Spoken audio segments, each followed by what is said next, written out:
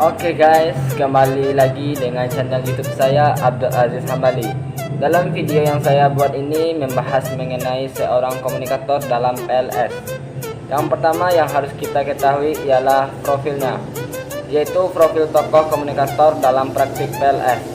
Nama dari komunikator PLS ini ialah Bapak Dr. Jasri yang bertempat tanggal lahir di Batu Gadang. Sekarang beliau udah berumur 57 tahun. Beliau alhamdulillah beragama Islam. Sekarang beliau beralamat Batu Gadang, Kecamatan Sungai Gerigi. Anak yang paling besar bekerja sebagai perawatan dan anak yang kedua dalam perkuliahan. Beliau juga terkenal dengan hobinya yang memancing. Setelah saya melakukan pengamatan di tempat lingkungan saya ini, dan saya juga udah lama melihat bagaimana kepribadian Bapak Jasri ini. Beliau ialah seorang yang berbagi dan suka menolong. Beliau juga membawa dampak bagi masyarakat sekitar dan juga dari luar. Beliau ini juga seorang dokter yang mengobati pasiennya. Tentu beliau adalah seorang yang berpendidikan, dan beliau juga pengurus masalah di tempat di mana yang saya tinggal ini. Beliau adalah orang yang disegani karena beliau juga seorang berpendidikan, dan pastinya beliau orang yang baik. Mungkin itu saja yang dapat saya jelaskan dari profil beliau sebagai tokoh komunikator PLS. Oke, yang kedua kita membahas mengenai beberapa tahapan komunikasi konsultasi seseorang yang dikatakan sebagai komunikator. Yang pertama yaitu mampu bekerja sama dengan masyarakat dan tidak menang sendiri. Maksudnya ialah seorang komunikator ini harus bisa dalam bekerja sama dengan masyarakatnya, supaya seseorang komunikator itu bisa dibilang orang yang bermasyarakat, dan juga seseorang komunikator itu jangan menang sendiri. Ia harus berbagi sama masyarakat setempat agar terjalin dengan persaudaraan yang lebih dekat.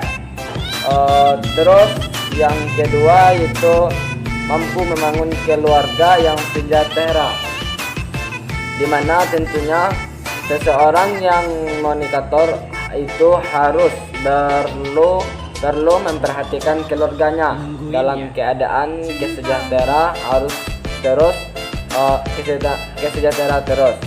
Ini berupaya untuk bisa jika nantinya kalau masyarakat setempat melihat kesejahteraan seseorang komunikator itu dan bisa mencontohnya. Yang ketiga yaitu kita membahas memiliki semangat yang tinggi untuk membangun masyarakatnya. Seseorang komunikator pastinya harus tetap menjaga semangatnya untuk bisa bermasyarakat dan terus memiliki semangat untuk memajukan masyarakatnya dalam hal yang ketinggalan. Yang keempat yaitu tidak mudah menyerah dalam memajukan masyarakatnya. Maksudnya seseorang komunikator jangan mudah menyerah dalam membangun masyarakatnya, dan harus tetap teguh dengan masyarakatnya dan tetap membangun. Yang kelima itu aktif dalam training dan dilaksanakan.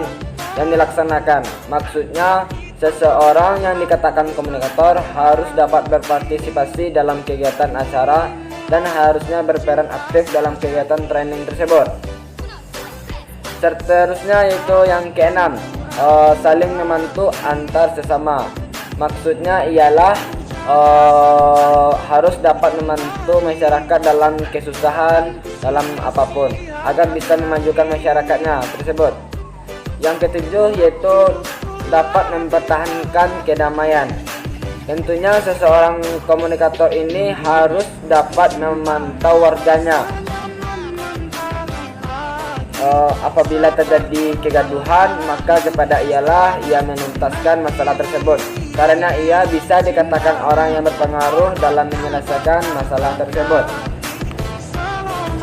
Mungkin itu saja yang dapat saya sampaikan dari program PLS.